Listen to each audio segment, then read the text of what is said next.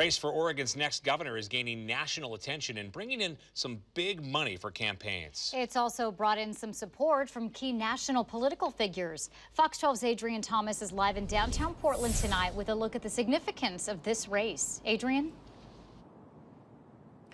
Well, Nora, Pete, it's a race that will be critical for each party's national image. That's according to one political science professor we spoke with at Portland State University. As we've seen this week and last, there's been big donations coming in and national political stumping going on for Democrat Tina Kotek and Republican Christine Drazan.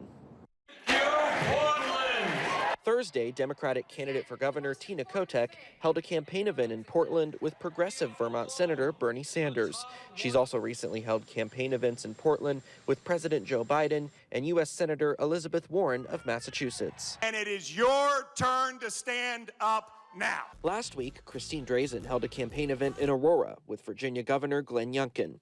PSU political science professor Jack Miller says in a race that's statistically tied in the polls, whoever wins between Kotek and Drazan will be seen as a national win for their party. Since the 90s, American elections have become increasingly nationalized. If a dark blue state like Oregon goes to a Republican governor, that's not going to contribute to a positive narrative for progressive Democrats. Another factor standing out in this race is the sheer amount of money raised by the candidates. According to the Oregon Secretary of State's website, Christine Drazan has raised just shy of $20 million throughout her campaign. Tina Kotek has raised just under $25 million.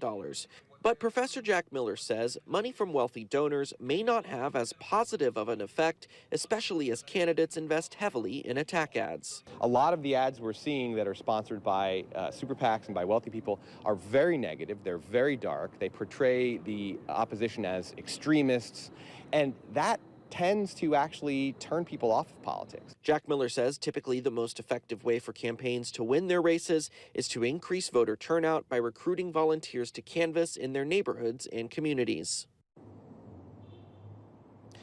And the Oregon Secretary of State's website also breaks down all the donations that have come in for each candidate, particularly from wealthy donors. Recently, Nike founder Phil Knight donated an additional $500,000 to Christine Drazan, and the ex-wife of Microsoft founder Bill Gates, Melinda Gates, recently donated $10,000 to Tina Kotek. Live in downtown Portland, Adrian Thomas, Fox 12 Oregon. Okay, Adrian.